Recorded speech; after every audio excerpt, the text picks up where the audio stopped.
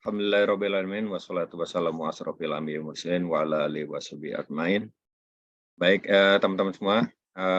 Alhamdulillah kita bertemu di pertemuan ke-7 yang sedianya akan disampaikan oleh narasumber kita Bapak Dwi Mahendra, tapi karena satu dan lain hal beliau tidak bisa hadir pada hari ini dan digantikan dengan oleh Dr. Dwi Ratna membawakan materi herbal untuk gangguan penyakit-penyakit ginekologi. Salawat salam tak lupa senantiasa kita panjatkan ke daerah junjungan kita Nabi besar Muhammad SAW, pada keluarganya, sahabatnya, dan insya Allah kita sebagai pengikutnya yang tetap istiqomah hingga akhir hayat nanti. Baik teman-teman sekalian, sambil menunggu yang lain, seperti biasa kita akan mulai saja kegiatan kita, nanti yang lain bisa menyusul. Untuk kelancaran kegiatan kita, mari sama-sama kita membaca basmalah. Ya, selanjutnya acara kita seperti biasa dipandu oleh dokter kita, Dr. Dina Martanti. Silakan dokter, dipandu acaranya. Baik, terima kasih banyak Mas Dwi atas waktunya. Bismillahirrahmanirrahim. Assalamualaikum warahmatullahi wabarakatuh. Waalaikumsalam. Alhamdulillahirabbil alamin. Wa bihi nasta'in ala umurud dunya waddin. Wassalatu wassalamu ala asrofil anbiya'i wal mursalin. Rabbi shrah li sadri wa yassir li amri wahlul 'uqdatam min lisani yafqahu qawli. Amma ba'du. Puji syukur kehadirat Allah Subhanahu wa taala yang telah mempertemukan kita lagi di sini untuk pertemuan ke-7. Insya Allah semua pada sehat-sehat. Alhamdulillah kita puji syukur ya kehadirat Allah yang sebesar-besarnya karena segala nikmat ya yang udah kita dapatkan, nikmat Islam, nikmat iman, nikmat sehat, nikmat waktu luang, nikmat rezeki ya untuk mendengarkan ilmu-ilmu yang akan disampaikan oleh guru-guru kita. Ya. Tak lupa juga salawat dan salam kita haturkan kepada junjungan Nabi besar kita Muhammad SAW beserta keluarga dan para sahabat beliau. Kita yang telah menjadi umatnya, menjadi orang-orang yang mendapatkan syafaat di akhirat kelak. Amin. Alhamdulillahirabbil alamin. Ya, kita sangat bersyukur pagi ini karena Pak Mahendra berhalangan hadir, justru kita ketemu dengan dokter ahli herbal ya. Tak asing lagi ilmunya luar biasa ini Dr. Dwi Ratna. Saya kebetulan dokter Ina teman dari Pak Alfius dok. Pak Alfius, Pak Alfian, ya. Mbak Siti, kita ketemu di Asmeti, Jakarta Timur. Pak Alfius sering bercerita tentang dokter Dwi Ratna. Nah kali ini kita baru bisa ketemu. Alhamdulillah. Untuk itu kita persilahkan kepada Dr. Dwi Ratna untuk memperkenalkan diri sekaligus untuk membacakan CV-nya. Tafadholi Dok, silakan. Baik, terima kasih. Assalamualaikum warahmatullahi wabarakatuh kepada hadirin semua. Saya sebetulnya keberatan kalau dibilang ahli ya, lebih banyak yang jadi ahli. Alhamdulillah dipertemukan di sini, meskipun saya juga agak gelagapan ya, karena punya waktu menulis cuma tadi malam. Saya upayakan bercerita, tapi bukan menggurui, tidak ya. Saya ingin kita sharing saja, karena menurut saya ilmu herbal itu atau tradisional itu seni yang luar biasa. Setiap orang punya pilihan yang bagus-bagus. Jadi intinya sih, mungkin kalau kita sudah bagus memeriksanya, kemudian membuat diagnosa dan rencana, tentunya itu sudah pasiennya percaya dan itu akan sugesti terutama seperti itu.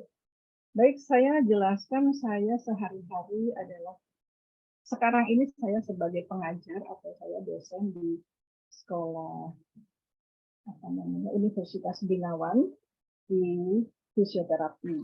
Jadi awalnya saya memang di rumah sakit, tetapi kemudian saya tertarik kepada akupunktur setelah belajar akupunktur, kemudian kok tidak ada herbalnya, maka saya mempelajari herbal.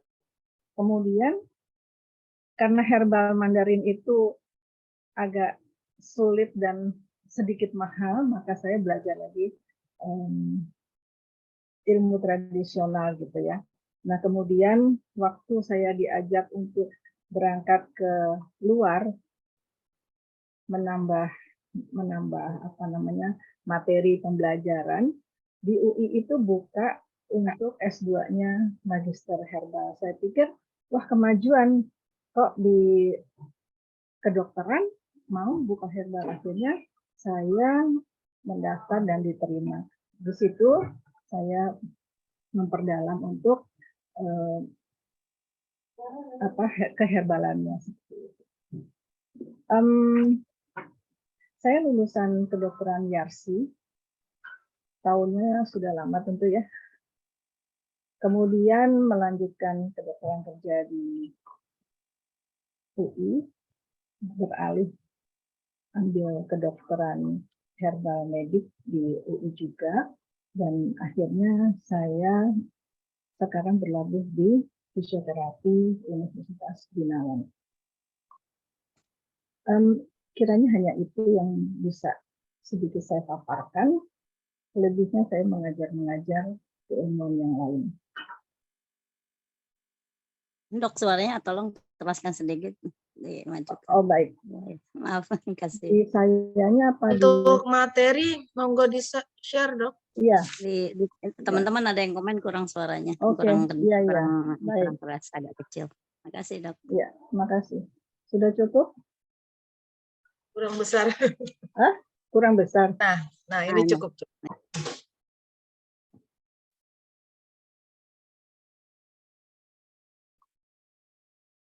Saya share screen ya. Yang saya akan bahas tentang organ. Jadi banyak sekali penyakit pada organ genitalia pria ataukah wanita, tetapi ini sekedar yang beberapa kali saya temui di klinik. Apakah sudah tampak gambarnya? Sudah kelihatan, Dok. Sudah, Dok. Iya, kelihatan, Dok. Ya. Ini adalah email saya, ya.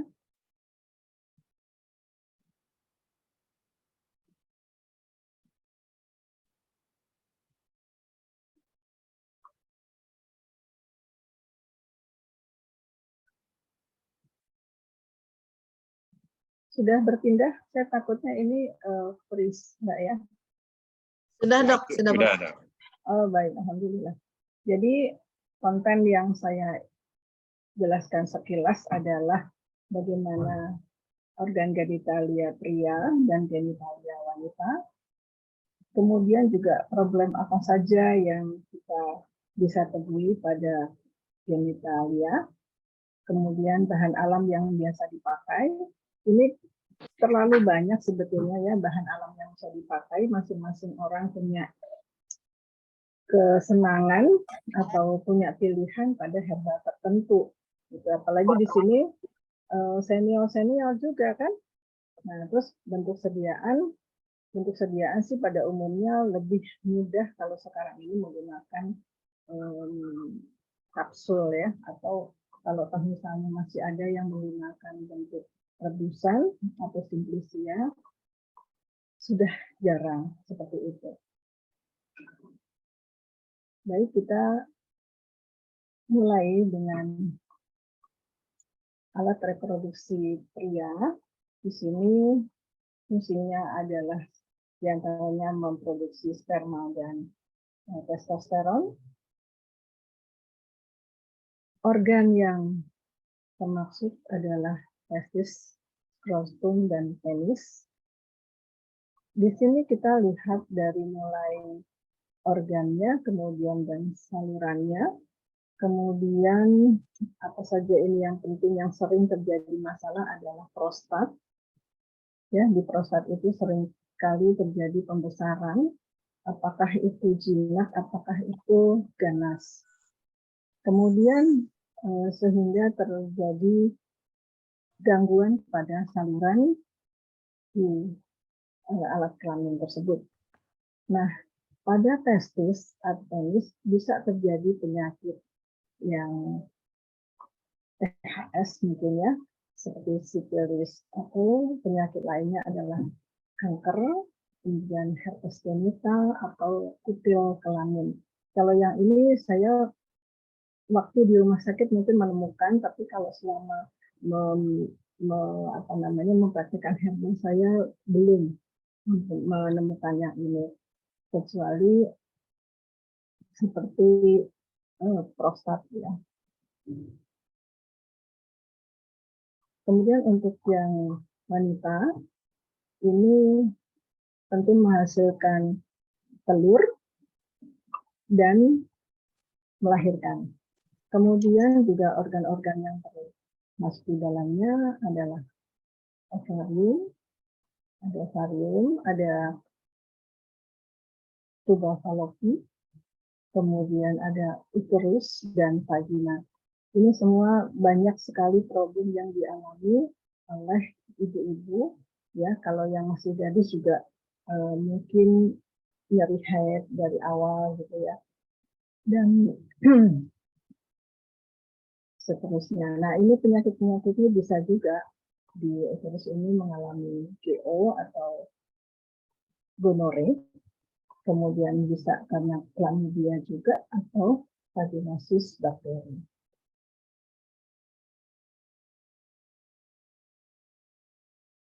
Kalau di vagina biasanya ada jamur atau bakteri, dan di vulva atau di labianya bisa juga terkena sifilis, kanker, herpes ataupun kutil kelamin. Kutil kelamin ini juga cukup banyak diderita oleh wanita ya. Saya beberapa kali menemukan itu. Jenis-jenis penyakit yang lain yang beberapa kali atau sering juga ada dispareunia, miom, pembasahan prostat, dan kanker prostat ya, dan lain-lain lah ya, seperti yang tadi disebutkan di depan. Nah, saya akan bahas tentang dispareunia ini. Dispareunia ini rasa nyeri pada wanita ya, karena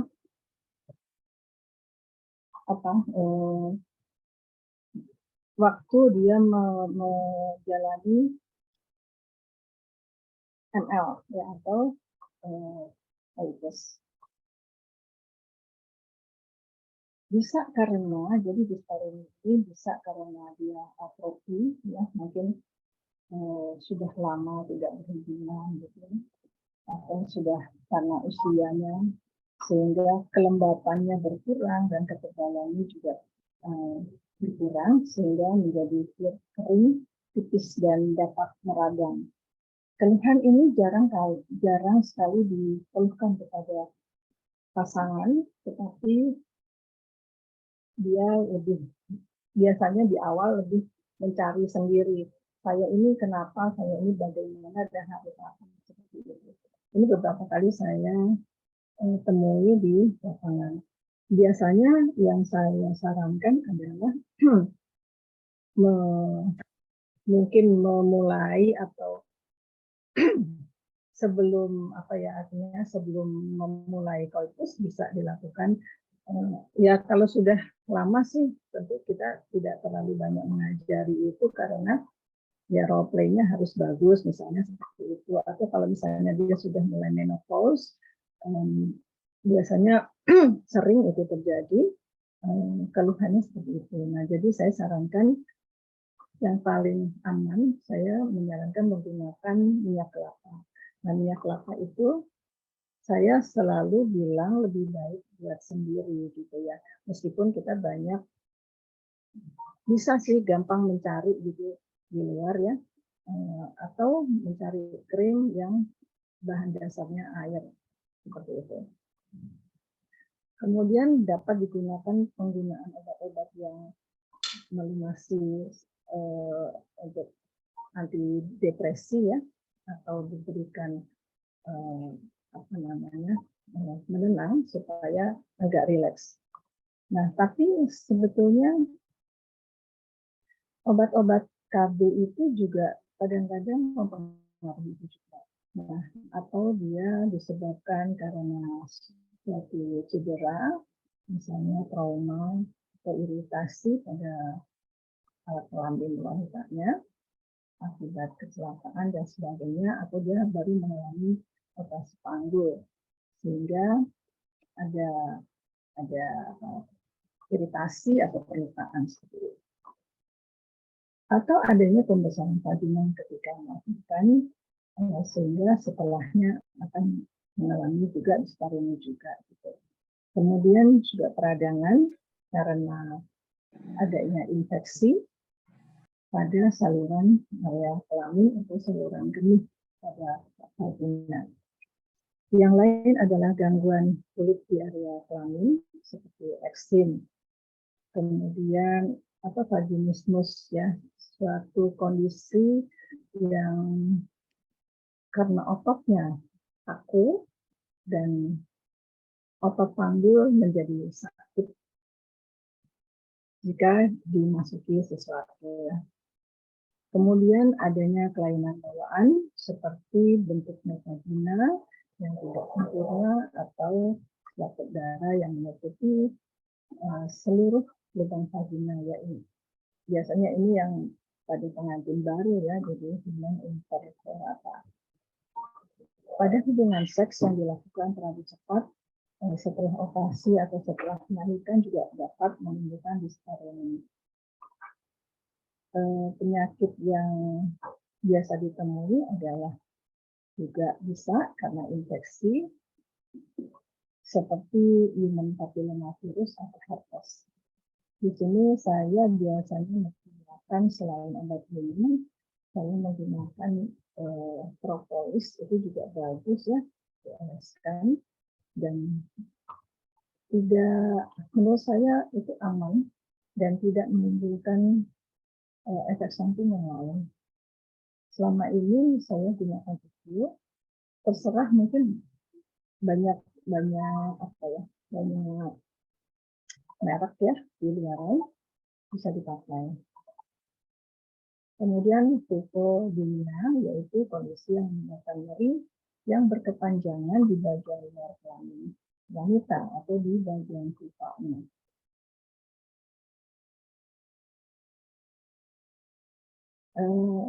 Ada nyeri ketika penis berada di dalam vagina, ini jenis nyeri yang terjadi yang saat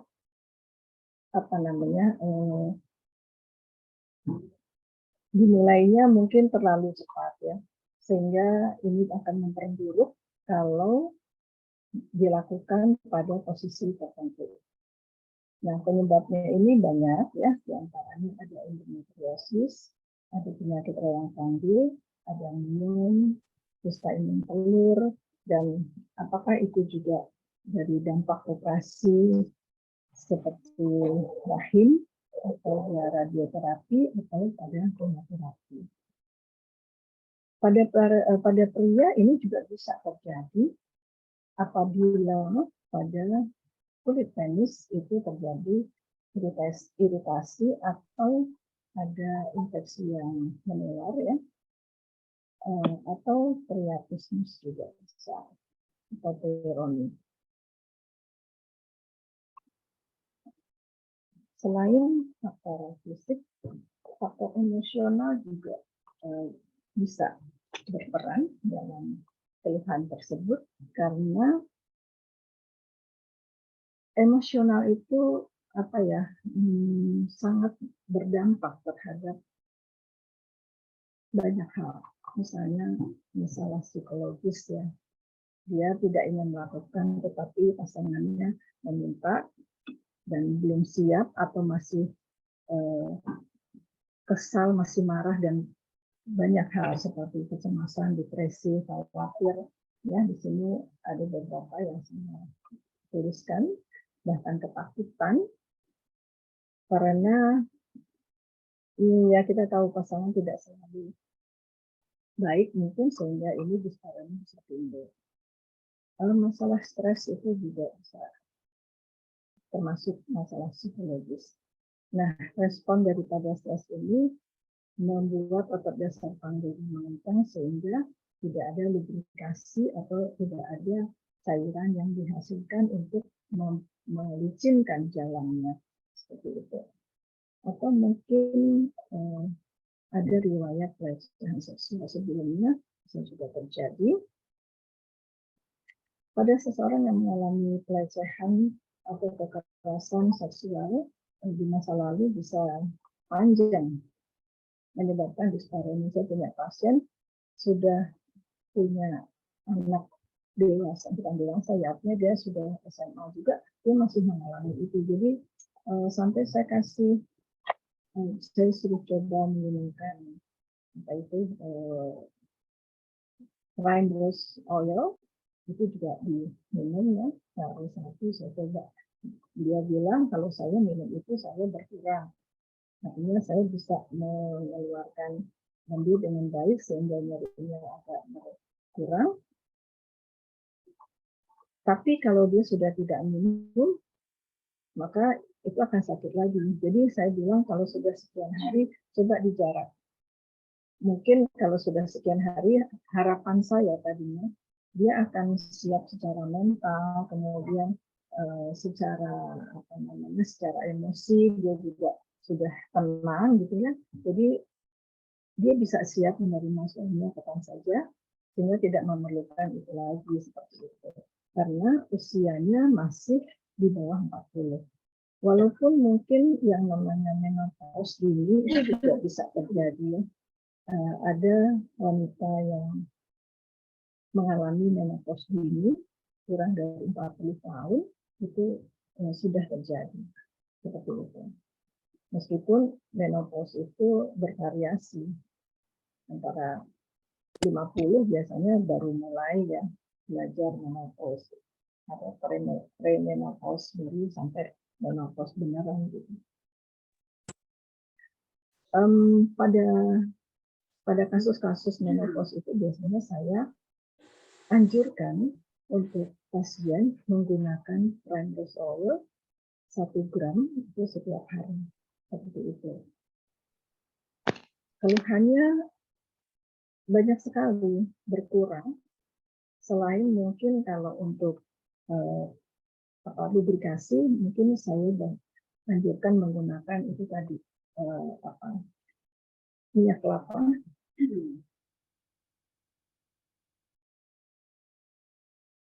Beberapa tes yang digunakan untuk mendiagnosa ini adalah CT scan atau ronsen, kemudian pemeriksaan bibir, pap smear, bahkan kultur cairan vagina, tes urin, dan tes HRV. Tetapi ini semua tentunya dilakukan di rumah sakit ya, di laboratorium juga bisa ya. Tidak mesti, tapi ya mungkin juga sih kalau di dokter praktek melakukan pemeriksaan bibir gitu ya. Tapi kalau tradisional biasanya tidak melakukan ini. Mungkin merujuk dulu pasiennya ke yang lebih berwenang, jadi nanti hasilnya apa gitu. Bisa dilanjut ke tradisionalnya seperti itu.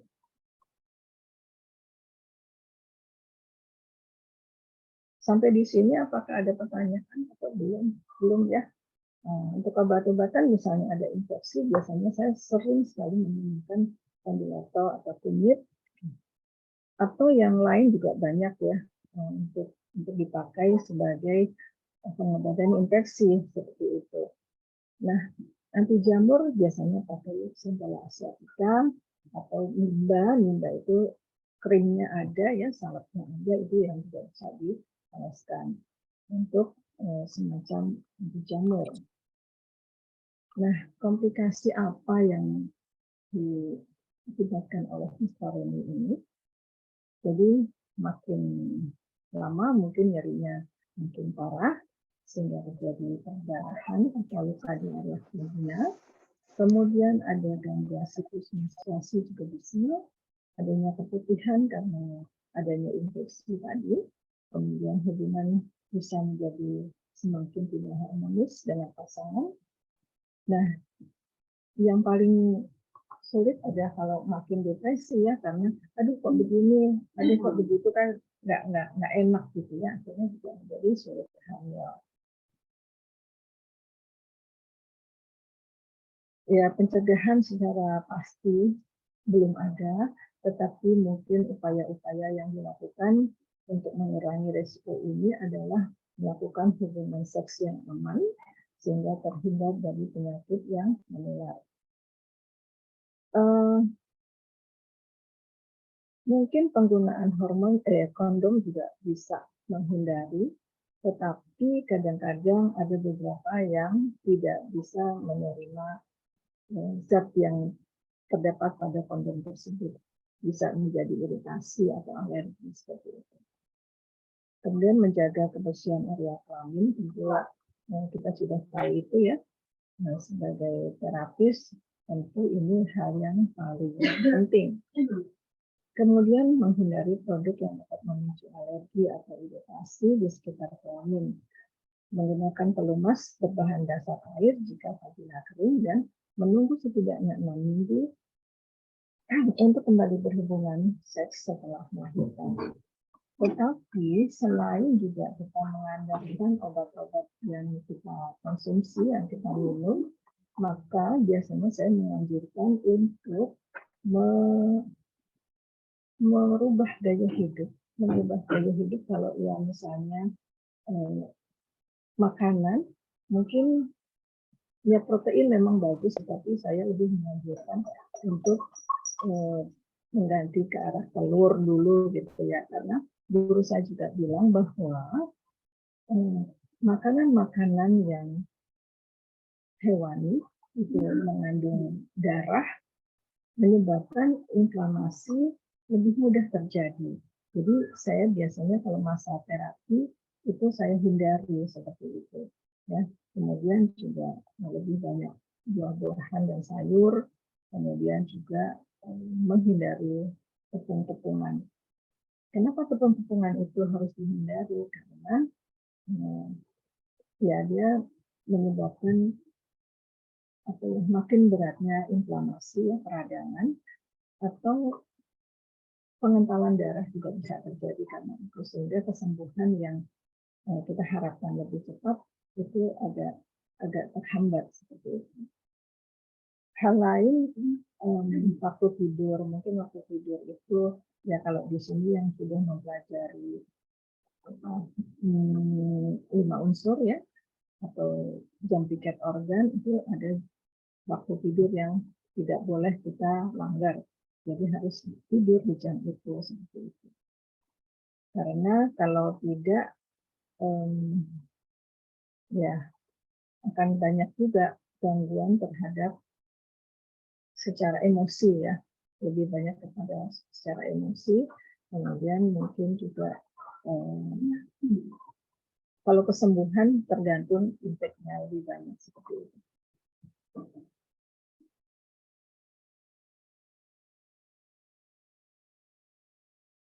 Ini adalah herbal-herbal yang biasa saya pakai untuk peradangan, sambiloto, tepak ringan, daun sirih, dan binatang. Kemudian untuk nyeri, biasanya saya pakai jahe, kunir putih, juga binatang. Kemudian untuk tumor, biasanya ubi dewa, kunir putih, gladiolus, dan rumput mutiara. Dan kalau jamur, biasanya saya pakai sempurna asyafika, daun sirih, daun libang, lengkuas, dan sebagainya. Nah ini kita kembalikan kepada masing-masing terapis. Apakah maksudnya apakah ada hal lain atau jamu yang lain yang lebih lebih disukai gitu ya? Kalau saya untuk pribadi saya lebih menggunakan kunir, itu sebaiknya tidak ditinggalkan. Karena saya mengkonsumsi kunir ini ada kunyit ya. Saya usahakan sehari 2 kali, setidaknya sehari sekali dan setiap hari. Dan itu sudah saya konsumsi sekian tahun. Mungkin lebih dari 5 tahun saya pakai itu. Seperti itu. Penggunaan madu itu juga dipakai. Tapi kalau untuk Yang laki-laki biasanya kalau untuk masalah prostat biasanya saya tambahkan ciplukan ya.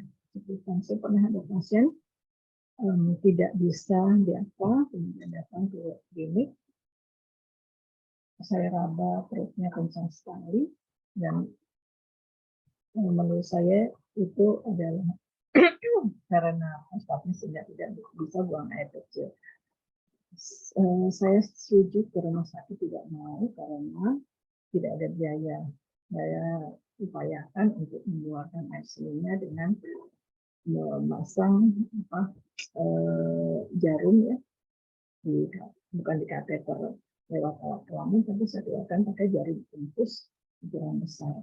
Nah, setelah agak reda, kemudian Suaranya agak keras, Dok. oh ya, Banyak yang ini ya. Agak. Ini mungkin ini ya.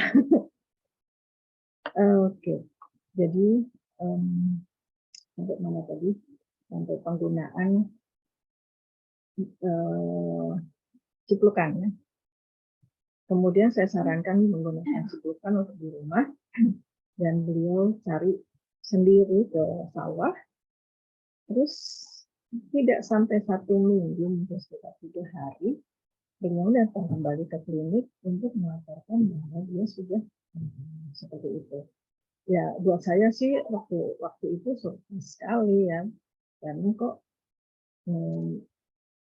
makin membuat saya tergila-gila terhadap tanaman herbal ini ya, untuk tanaman obat.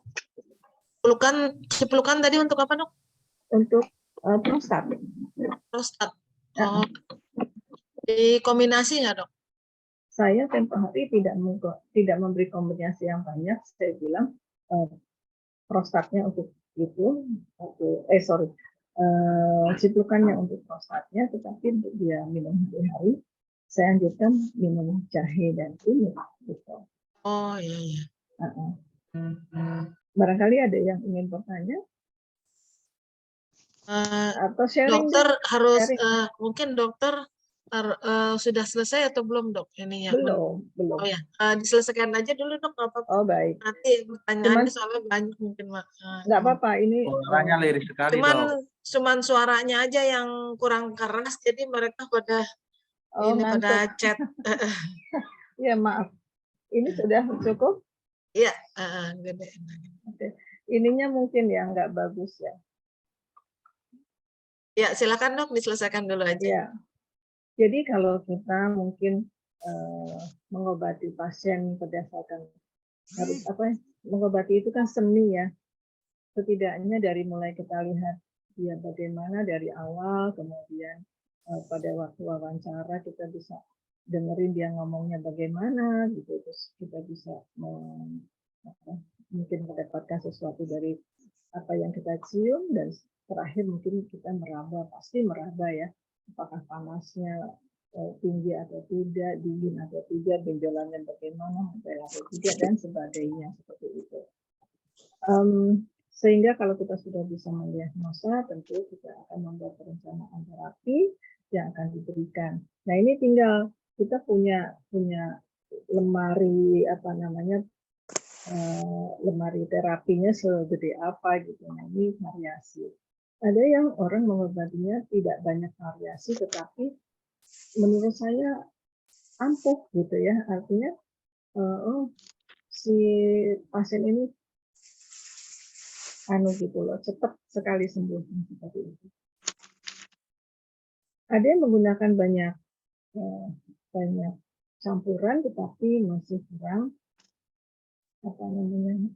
masih sering kembali. Itu sih tergantung individu. Makanya saya bilang itu seni pengobatan di tradisional itu bagus gitu kalau menurut saya.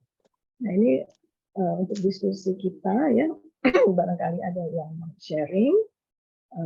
Masih banyak yang belum dibahas karena saya tidak punya cukup waktu yang baik untuk menulis gitu ya. Jadi saya pikir yang mungkin pada waktu kehamilan gimana, waktu laktasi gimana, seperti itu.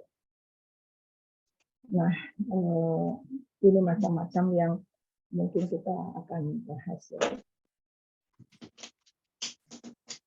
Untuk dysmenorrhea misalnya gitu, saya biasanya dengan penghangatan, kemudian dengan memberikan kunyit dan temulawak dan saat menstruasi, sehingga dysmenorrhea-nya bisa berkurang. Gitu. Tapi kita juga bisa tanyakan lebih lanjut bagaimana dia menstruasi ya. Kemudian untuk Pustaka ini itu saya menggunakan selain herbal-herbal yang diminum ya seperti sambiloto gitu, juga dengan pengolesan propolis. Untuk postpartum biasa saja mungkin kita sudah bisa beli ya untuk untuk obat-obatnya. Kalau misalnya pasiennya, klien kita itu pulang dari rumah sakit, biasanya infeksinya juga sudah bisa teratasi karena dari rumah sakit juga dapat obat-obatan ya. Nah, tinggal perawatan postpartum terhadap ibunya, bagaimana untuk memperbanyak ASI-nya, kemudian bagaimana dia untuk perawatan perutnya gitu. Nah, kalau saya menggunakan jeruk nipis dengan jeruk nipis dengan Suaranya bisa diperbesar sedikit, Bun, maaf. oh iya, ini sekarang lebih jelas. Kayaknya ini mesti nempel deh ininya yang di telinga saya. Ini bisa jelas nggak? Ya, sudah banget, dokter. Kecil. Harus nempel dekat ke bibir tuh, Dok. Kecil sekali, Dok, suaranya. Tapi nanti kalau dok udah gedein, kecil lagi gitu. Jadinya dokter harus harus stabil terus. Baik, ya maafkan Nah, ini saya. udah kencang, makanya nanti turun Ininya lagi. kali ya, apanya ini yang Iya, di telinga kegeser tuh, ini. Dok, mikrofonnya harusnya dipegangin gitu. Iya, kayaknya nih mesti dikencengin mikrofonnya. Oh, baik, tadi sampai mana? Untuk perawatan ini ya, apel kalau orang Jawa bilangnya bengkung ya. Sekalian dipakai gurita. Jadi yang pakai gurita tidak hanya bayinya, tapi si ibunya juga pakai gurita. Kemudian bahan yang dioleskan itu adalah kapur sirih dicampur pakai kayu putih dan jeruk seperti itu. Nah, dibalur, kemudian ditutup dengan daun sirih pakai gurita. Pemakaiannya selama bisa 100 hari atau 3 bulan ya, itu seperti itu. Karena waktu saya mengalami itu juga dan tidak menggunakan borehan itu ya, pasti bukan bores sih sebetulnya, apel kalau saya bilang. Yang marah ayah saya, harus pakai katanya gitu. Terus setelahnya saya jadi ingat bahwa kalau penggunaan kapur sirih itu selain dia mengeringkan dinding perut, maka dia setelahnya akan timbul kulit baru sehingga steri atau bekas-bekas melahirkan itu menipis atau hilang seperti itu. Dan saya lihat memang tante saya itu rajin pakainya, itu anaknya 3 sehingga tidak ada bekasnya sama sekali kalau dia pernah melahirkan. Karena rajin sekali perawatan dirinya. Laktasi mungkin bisa dipakai daun kelor, daun katuk, itu biasa ya. Terus untuk ejakulasi dini mungkin pengobatan secara psikologisnya dulu, baru penggunaan herbalnya seperti itu. Nah, herbalnya biasanya kalau untuk yang ejakulasi dini sih saya menggunakan pala, boleh ya, pala biji pala itu atau daun pala diseduh, itu aja diminum setidaknya untuk menenangkan. Kemudian untuk nasihat bisa dipakai purwocem atau dipakai tribulus atau banyak yang disediakan alam seperti itu. Nah, kalau BPH jadi bilateral prostat hipertrofi atau pembesaran prostat, ini yang saya lebih suka menggunakan apa tadi ciplukan seperti itu. Dan dosisnya sehari 2 kali. Baik, seperti itu mungkin kita akan lebih panjang berdiskusi saja ya. Lebih enak karena untuk senior-senior di sini lebih kaya nih kumpulan herbalnya. Yang pertama, Assalamualaikum, boleh bertanya, Dok? Oh, Boleh, sudah. silakan Ya, dengan silakan. siapa, Mbak? Sebut saja. Ya, saya Bunda Parmi dari Bekasi. Ya, Baik. Bunda Parmi, silakan. Ya, untuk itu Dok, mengenai jamur pada ibu hamil, dan mohon nanti minta tolong kasih solusinya. Selama hamil, sebelum hamil sampai punya anak yang ketiga, ini ada pasien saya. Setiap kali dia hamil itu timbul eksim, seperti eksim ya, warnanya itu hitam pekat sampai tebel itu pada area selangkangan itu loh yang dekat kemaluan sampai bawah payudara itu sampai tebel sekali. Tapi menjelang kelahiran tuh mulai agak menipis. Tapi setiap kali dia hamil itu pasti seperti itu. Apa bisa dikasih herbalnya apa yang aman untuk dia menyusui nanti, Dok? Iya, kalau saran saya itu nimba ya, nimba dibaluri aja nimba atau dia cuci dengan daun sirih yang direbus. Direbus itu cuman maksudnya airnya untuk balurin atau Iya. Airnya untuk mandi dibalur. gitu apa gimana, Dok? Pencuciannya. Oh, tapi pencuciannya. itu kan biasanya kalau orang hamil keringatnya lebih banyak ya. Jadi Iya. itu kayaknya memperberat si eksimnya itu. Kalau herbal untuk diminumnya, Dok? Kalau untuk diminumnya biasa kunyit aja sama asam. Kunyit asam? Setidaknya mengurangi gatal. Oke, terima kasih, Dok. Ya, karena kan kalau hamil itu juga banyak obat yang kita mesti kurangi ya. Ya. Iya, seperti itu. Lebih baik mungkin yang ditempel-tempel seperti cuci pakai yang daun sirih tadi direbus itu juga bisa. Untuk bayinya itu biasanya juga kalau misalnya kena air susu, saya lebih sering menggunakan itu ya. Waktu itu saya dinas di daerah Pelabuhan Ratu. Kalau orang desa itu kan banyak ngalamin itu ya si anaknya. Nah kalau ke dokter dia kan dikasihnya obat-obat kortison gitu ya, steroid lah gitu untuk si bayinya.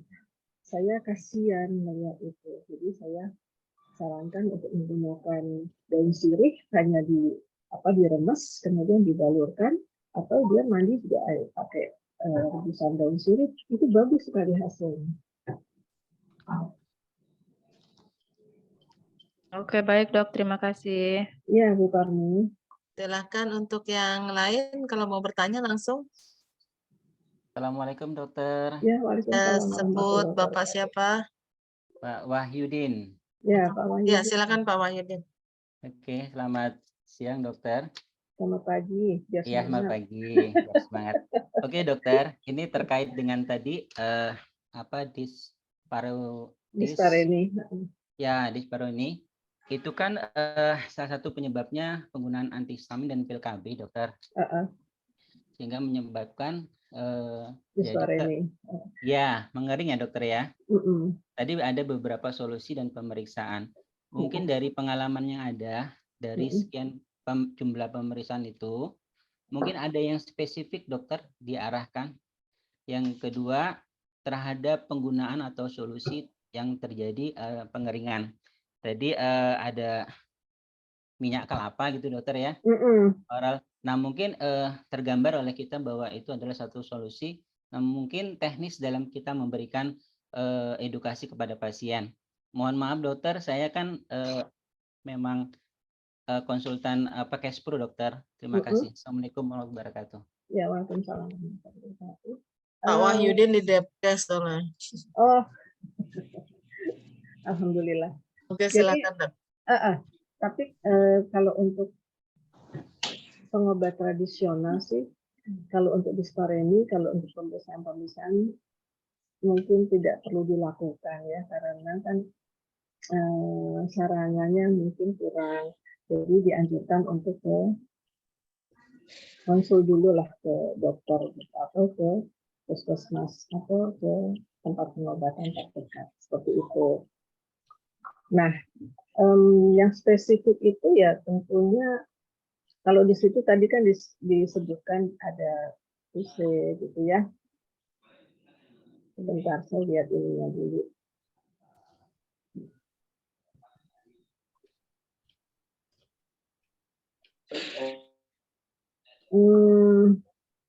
Ya, yang jelas dari pemeriksaan dulu mungkin kita bisa lihat itu juga, atau tes kultur cairan vaginanya cukup atau enggak. Kayaknya itu sih ya. Yang lebih spesifik mungkin tes kultur cairan vagina. Mungkin pada ekstremitas bawah sama alveolar juga kita ada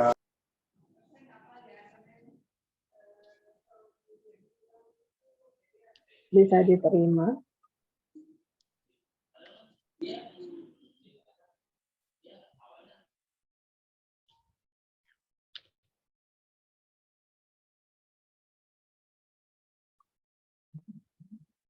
Siapa tadi? Pak Dwi ya? Pak Wahyudin. Pak Wahyudin.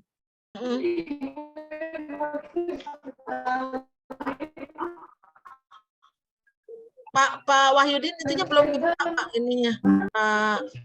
Pak mute-nya. Ya, silakan Pak. Atau mungkin punya saran yang lain. Barangkali ya, karena itunya di mute Pak Wahyudin, dibuka dulu suaranya. Mic-nya dibuka dulu. Oke. Silakan. Tadi kurang begitu ini Kurang memperhatikan begitu. dokter. Iya, karena tadi pas mau mendengarkan tiba-tiba laptopnya mati. Silakan untuk diulang, mungkin lebih besar suaranya. Saya sudah kirimkan bahan presentasi saya, nanti mungkin bisa diminta kepada panitia. Oke, terima kasih dokter. Iya. Oke. Seperti itu. Siap.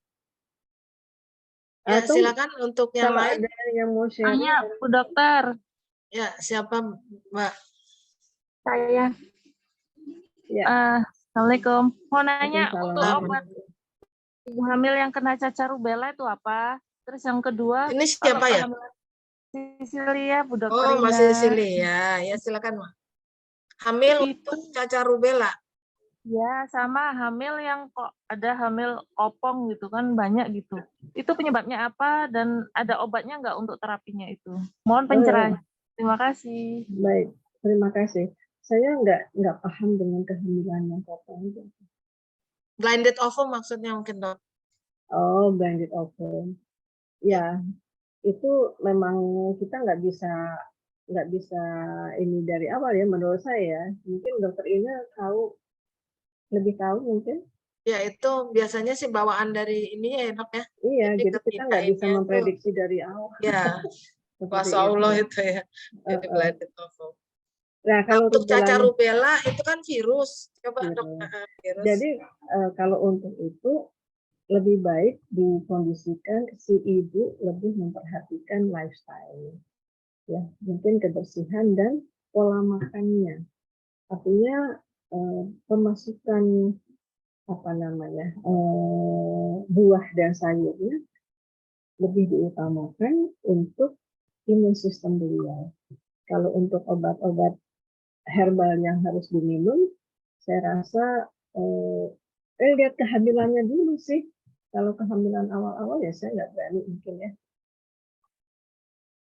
Mending diisolasi.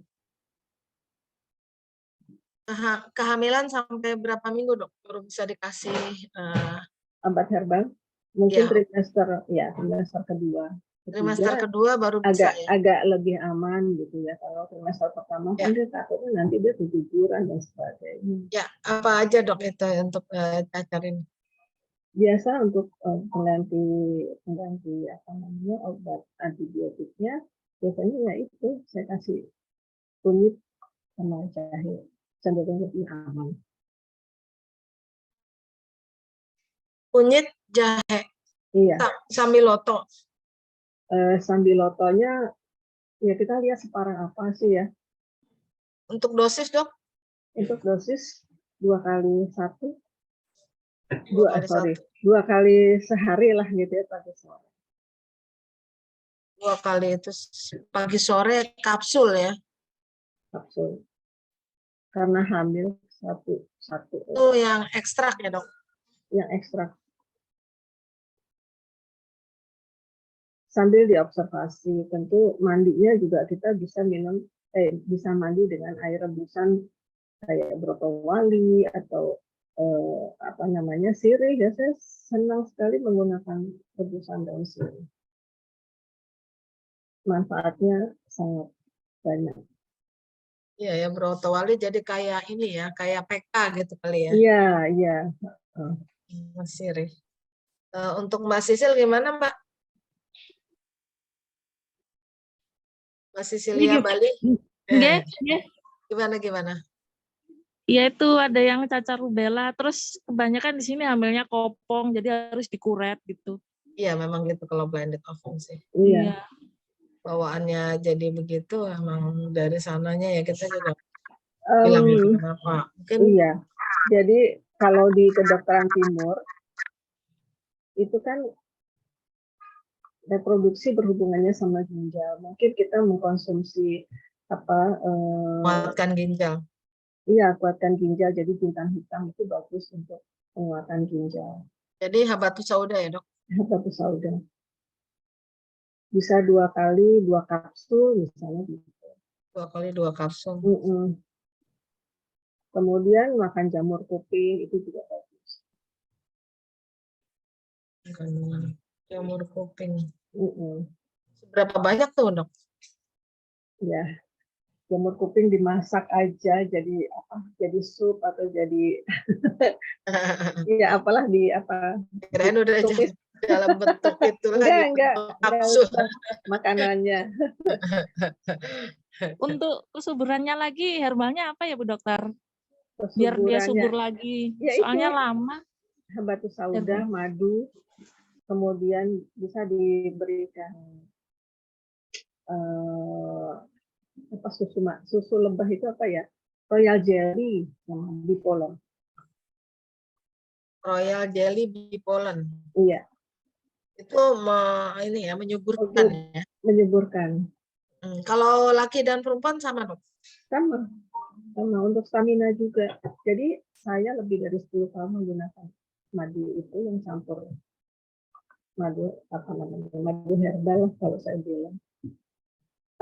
Lumayan, sangat lumayan. Jadi kalau orang-orang panas, demam, pilek, batuk, saya alhamdulillah selamat. Ada lagi? Kalau kelebet bedanya untuk untuk hormonal atau memang untuk promil juga dok? Bisa untuk dua-duanya. Untuk yang azospermia gimana dok? Untuk menambah jumlah sperma yang supaya nggak pada mati nih? Masih dengan habat. Masih dengan habat sama madu ya? Madu bisa royal mungkin jelly, dengan royal jelly dan bipolen. Lain ya? Propolis kalau saya menggunakan kalau itu tidak penting untuk jamur atau yang sulit-sulit lah, saya nggak terlalu pakai. Untuk cancer itu saya juga bisa pakai propolis, tapi kalau untuk yang lain-lain saya nggak terlalu pakai. Oh, kalau untuk yang mungkin ada hubungannya dengan cancer baru propolis kali ya, atau enggak dengan cancer, antibiotik dengan bakteri. Antibakteri yang perlu kuat itu saya pakai propolis. Kalau enggak saya herbal biasa. Ya, untuk makanannya mungkin ada yang disarankan dong, misalnya seperti mungkin bayam merah atau ada makanan sih biasa ya, sayur bervariasi, buah juga bervariasi, tidak ada kekhususan. Justru mungkin kalau misalnya untuk yang tumor untuk cancer, tauge itu di stop. Tumor, cancer, tauge. Tauge, kalau bisa kangkung juga di stop, tapi saya masih membolehkan minum kangkung. Kok minum? Makan. Sorry. Seperti itu. Ada lagi? Ya, baik. Untuk teman-teman ada lagi mungkin? Coba gantian yang mau sharing gitu, barangkali ada teman-teman yang terapinya lebih jos gitu ya, bisa dibagikan di sini. Silakan untuk teman-teman yang mau bertanya lagi. Bismillah, Assalamualaikum, Dok. Ya, waalaikumsalam. Dengan siapa, di mana? Saya Fatimah Aida. Fatimah. Dari Bukit Tinggi, Dok. Di Bukit Tinggi? Ya. Ya, silakan, Mbak. Padang Dok, itu yang bagus ininya loh, kayu manis. Kayu manis. Iya. Dok, ini saya mau nanya, ini kan apa? Ini persiapan apa aja yang bisa buat promil gitu, Dok? Soalnya kan kemarin ini kan alhamdulillah sih kemarin habis lebaran nikah. Habis lebaran nikah, cuman bulan-bulan ketiga atau keempat gitu sempat ngisi, cuman dia keluar lagi gitu, Dok. Iya. Berarti ya mungkin pembatasan kegiatan bisa dilakukan. Kemudian untuk kesuburan bisa dengan habat ya, saya selalu gunakan habatus sauda untuk ginjal karena itu yang utama. Terus madu dan royal jelly itu penting. Itu dosisnya berapa ya, Dok? Saya biasanya pakai 2 sendok makan. Atau kalau madunya 2 sendok makan 2 kali sehari. Kemudian untuk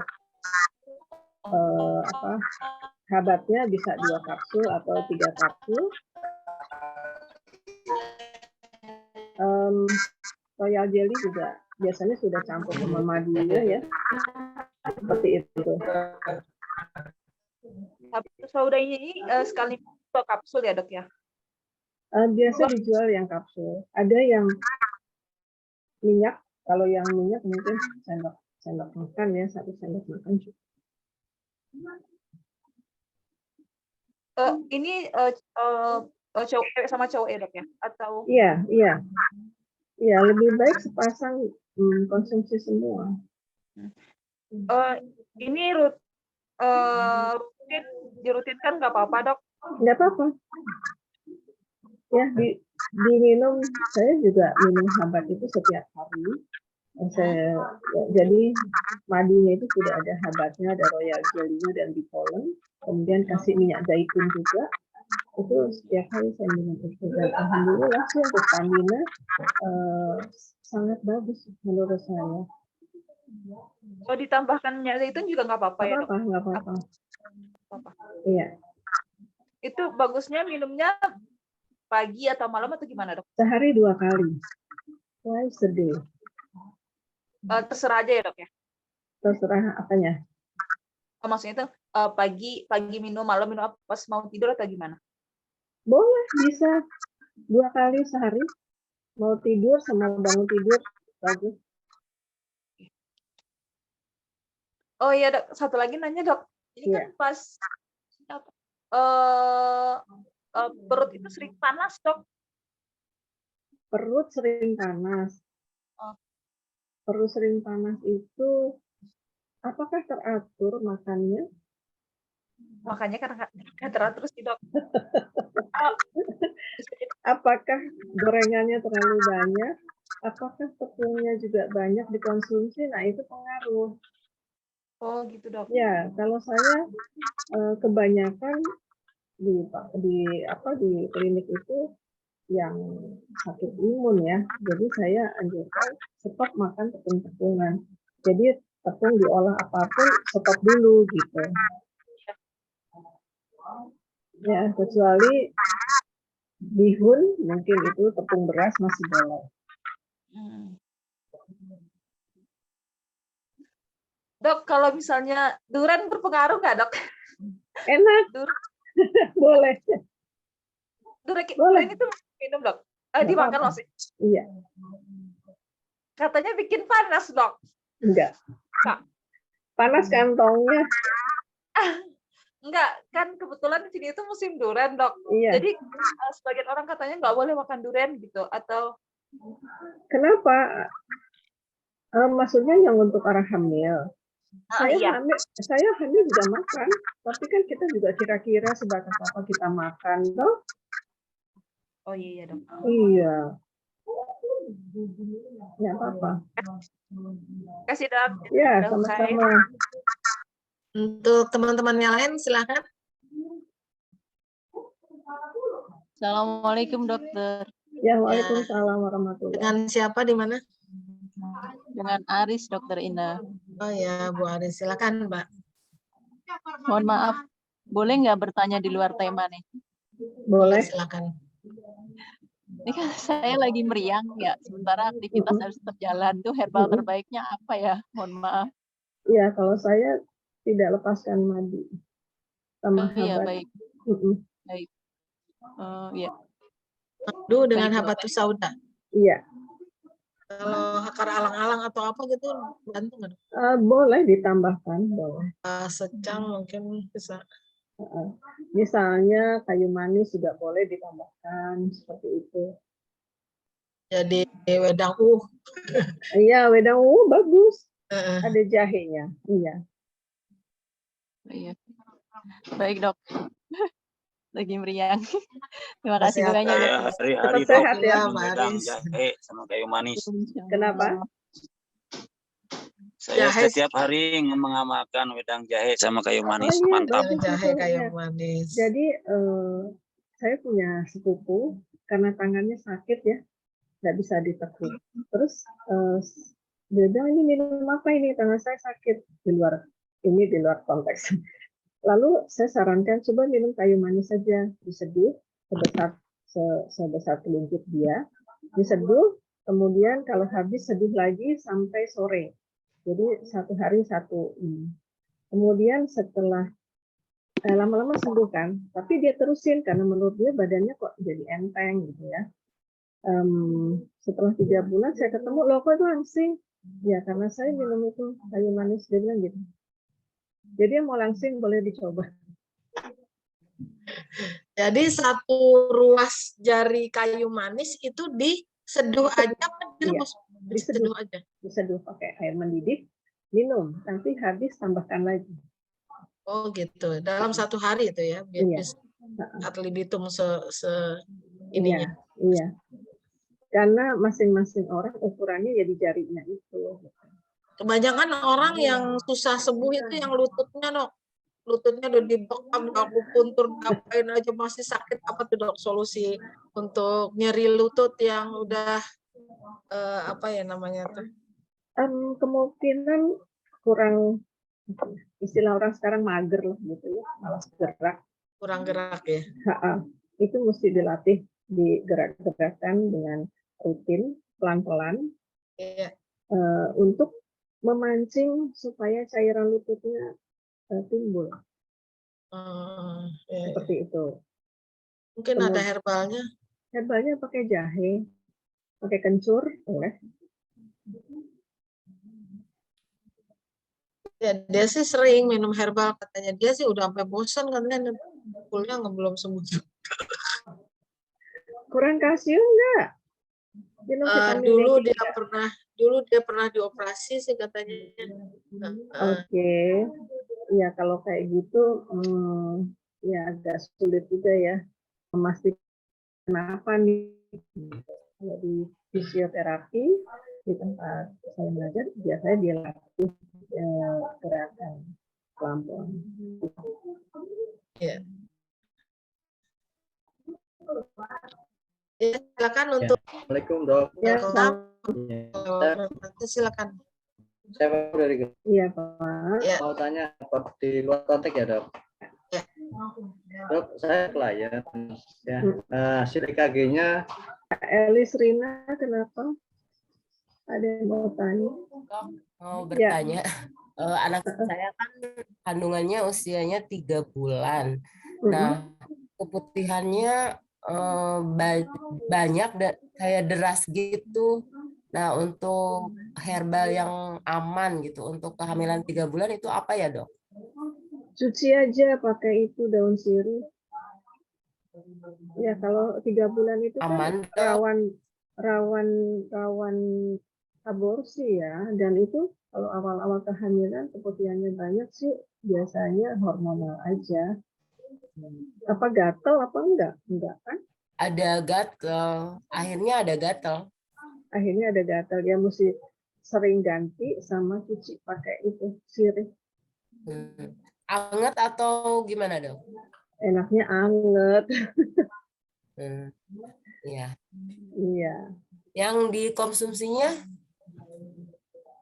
Kalau hamil nggak usah yang itu dulu deh. Paling kunyit ya. Kunyit. Kalau untuk habatus sauda aman nggak, Dok?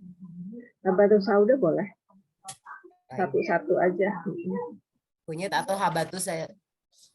Kalau kunyit, kalau menurut saya ya kapanpun sih diminum bagus ya, karena kunyit itu bekerjanya di dalam sel dan dia memperkuat dapurnya sel kita gitu. Makanya dia dipakai sebagai anti aging, sebagai anti banyak sekali si kurkumin. Walaupun hamil aman ya, Dok? Insya Allah aman. Kalau kita makan soto nggak pakai kunyit, aman. Iya, mungkin kadarnya mungkin, Dok. Ini untuk yang dosis kunyit berapa, Dok? Kalau dia kapsul 1 aja. 1 aja. Sehari 2 kali biasa. 2 kali 1 ekstrak ya. Untuk habat sama kali ya? Sama. Iya, sama.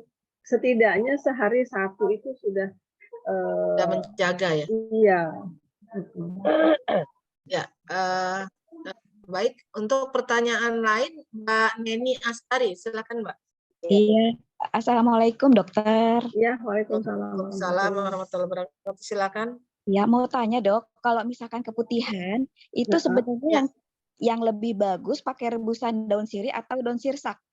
Kalau pakai daun sirih. Oh, daun sirih ya? Iya. Kalau daun sirsak kenapa ya, Dok? Kalau yang saya baca itu dia lebih ke apa ya, anti, saya lupa zatnya. udah lama nggak, saya lupa zatnya, tapi dia tidak ke arah sana gitu. Atau pegagan itu juga, bukan pegagan, centella asiatica atau iya benar pegagan ya, itu untuk anti jamur juga bagus. Oh, bisa direbus untuk cebokan gitu bisa ya, Dok? Atau diminum juga ya, Dok ya? Boleh dimakan gitu juga nggak apa-apa. Dimakan gitu juga bisa. Iya. Kalau rebusan daun sirsak itu kalau misalkan diminum ya, Dok ya, kok bikin vagina perut ya, Dok? Sama aja, nggak usah ngebut-ngebut tapi jangan. Daun sirih kali, bukan daun sirsak tadi. Daun sirsak, kalau pemakaian daun sirsak biasanya untuk yang kanker, tumor, tetapi penggunaan daun sirsaknya itu sendiri juga harus dihitung dari ujung daun yang ke-7 sampai ke-10. Gimana, Dok, kalau daun sirsak? Daun yang ke-7 sampai ke-10. Oh, jadi yang tua ya, lebih tua, sedang sampai tua ya. Terus berapa lembar, Dok, mungkin untuk direbus? Sekitar 5 sampai 7. 5 sampai 7. Karena menurut kawan saya yang terlalu banyak daun sirsak, itu tumornya juga akhirnya jadi mengeras malahan seperti itu. Oh gitu. Pak, lebih ke arah mana, Dok? Sirsak ini tumor ke arah payudara kah atau payudara? Lebih payudara ya. Kalau untuk lebih ke serviks gitu, Dok? Sebetulnya itu juga bisa dipakai, tapi kalau saya kalau sudah sampai tumor atau kanker kayak gitu, saya lebih senang menggunakan propolis. Propolis ya? Ya, meskipun untuk yang godokan, dia pakai yang rumput mutiara juga dipakai. Rumput mutiara. Kalau untuk kanker kelenjar, Dok, kalau kanker kelenjar lebih pakai daun sirsak bisa nggak ya? Saya sih belum ada pengalaman di kanker kelenjar. Tapi saya lebih banyak menggunakan untuk cancer jenis apapun, saya lebih suka pakai yang propolis.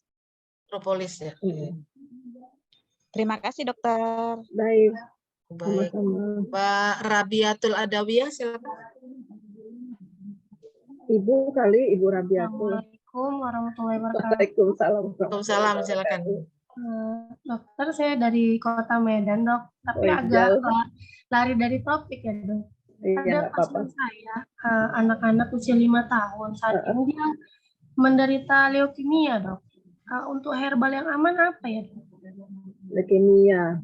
Herbal yang aman itu apa ya? Biasanya tapak darah, Dok. Bisa karena tapak darah yang merah ya. Remak getih, Dok. Remak darah, ya. Daun remak. Daun remak getih itu bisa juga. Remak getih, mungkin itu bisa remak darah ya. Susah nggak dicarinya di sana remak getih? Ya, mudah, Dok. Dia kan kayak sejenis rumputan yang bisa diinjak. Mungkin lebih baik kapsul kali. Iya, kalau ada atau daun yang atasnya hijau, bawahnya ungu. Daun apa itu namanya selain remak getih kan ada yang agak, nah itu jadi tanaman hias nanti. Oke. Mungkin saya belum kenal tanaman itu. Atau saya pernah lihat tapi nggak tahu namanya ya. Namanya itu kalau untuk kasus yang darah itu sangat bagus banget itu. Iya. Bisa dipakai tuh Bu Rabiatul. Kalau minuman selain tumbuhan, kalau minuman seperti madu-maduan gitu yang baik apa, Dok? Kalau tergantung sih ya, kalau misalnya dia arahnya ke paru, biasanya saya lebih suka yang madunya kuning seperti kuning telur itu loh. Apa? Ada A-nya saya lupa. Kaliandra. Oh, Kaliandra. Kaliandra itu apa, Dok? Bangsa tanaman? Iya, jadi madu itu dari pohon Kaliandra. Itu bagus kalau untuk daerah paru. Madunya kuning. Pohon Kaliandra, madu Kaliandra dominan dari wilayah Jawa Timur, Madiun banyaknya. Penghasilnya. Ya, itu bagus sekali. Bagus sekali. Untuk paru ya. Itu dari Jawa Timur ya. Kenapa? Untuk pemberian dosisnya berapa kali berapa, Dok? Biasanya 2 sendok makan kalau dewasa. 2 sendok makan ya sehari. Semua madu harus campur air, tidak boleh langsung diminum. Oh gitu. Yang sering dilewatkan yang konsumsi madu, biasanya madunya langsung dikonsumsi. Mungkin harus pakai sendok plastik apa gimana, tuh pengaruh nggak? Enggak. Saya tidak mengkhususkan itu. Ya bismillah aja, mudah-mudahan bagus. Kenapa, Dok, kalau minumnya langsung madunya? Dia susah dicerna. Oh. Ya, supaya penyerapannya lebih bagus dan maksimal itu harus dicampur air. Harus encer. Baik, Dokter, terima kasih ya, Dok. Iya, sama-sama. Yang lain? Emma Marta, silakan, Mbak. Assalamualaikum, Dokter Ratna. Ya, waalaikumsalam warahmatullahi wabarakatuh. Emma, Dok. Ya, silakan, Mbak Emma, silakan. Ya, mau tanya, Dok. Ada pasien, Dok, ini usia 12 tahun. Keluhannya awalnya dia suka sakit kepala, area kanan, kiri, belakang juga, terus perutnya nyeri. Menstruasinya itu waktunya lebih pendek dengan durasi harinya yang lebih banyak, 2 kali, jadi dalam 1 bulan. Nah, itu terjadi semenjak anak ini masuk pondok. Jadi setelah diperiksa HB-nya sih 11, Dok. Tapi setelah diperiksa serum iron-nya itu 20, TIBC-nya 401,2 dan ferritinnya 4,9. Yang sekarang masih sering dikeluhkan itu untuk nyeri perutnya dan pusingnya. Itu, Dok. Itu mohon saran untuk herbal atau perawatannya seperti apa, Dok? Terima kasih. Kalau untuk anak-anak di asrama itu biasanya mesti diperhatikan emosionalnya. Jadi secara psikologi apakah dia nyaman atau tidak, kan mempengaruhi juga ke siklus menstruasinya. Seperti itu. Kecuali kalau misalnya suka terlambat, gitu ya, mundur, biasanya saya kasih ketan hitam direbus sama kacang hijau. Kalau menstruasi mundur, ketan hitam sama kacang hijau. Enak Jadi kalau ini lebih iya betul. kalau ini menstruasinya malah 2 kali dalam sebulan, Dok. Itu lebih banyak. Nah, ini lebih banyak. Iya, kalau menstruasinya 2 kali dalam sebulan ya mungkin secara hormonal. Kenapa? Bisa aja dia secara psikologisnya diberesin dulu deh, tidurnya yang benar, lifestyle-nya lah diperbaiki. Mungkin makannya juga ya. Jadi apakah ini murni memang dari tadi ya psikisnya, atau kalau melihat dari hasil hematologinya memang ada masalah juga gitu. Karena ferritinnya juga kurang ya. Bisa. Cuman HB. Iya bisa aja, karena kan di asrama makannya rebutan. Temennya nakal, harusnya punya temennya dihabisin gitu kan. Kadang-kadang seperti itu, karena anak saya juga mengalami hal tersebut waktu di asrama. Selain itu herbalnya apalagi, Dok, yang mungkin bisa dikonsumsi rutin? Sayur-sayuran aja deh, kalau masih segitu, masih masa perbaikan pertumbuhan, mungkin yang khusus sih belum diperlukan. Sayur-sayuran ya, Dok ya? Iya, buahnya juga gitu ya. Cuma saya nggak tahu kalau di asrama dibeliin satu semuanya dapat nggak gitu, atau dia bisa konsumsi sendiri. Ini sih insya Allah dapat, Dok, soalnya asramanya yang lumayan. Oke. Ya bagus, kalau gitu tinggal ferritinnya aja ya dari besi-besi. Misalnya kailan atau sawi, bayam gitu. Ya bayam merah bisa juga. Kalau madu gitu wajib ya, Dok? Iya, madu herbal boleh. Madu yang ya madu apa aja lah maksud saya. Iya, makasih Dokter Ratna. Iya, sama-sama. Untuk teman-teman lain silakan. Boleh yang ya, sharing Dok, deh. Saya. Boleh nggak saya bertanya? Ya silakan, siapa? Saya dengan Daru. Assalamualaikum, Dokter Dwi. Ya silakan Mbak Daru. Apa kabar? Mudah-mudahan Dokter Dwi nggak lupa saya.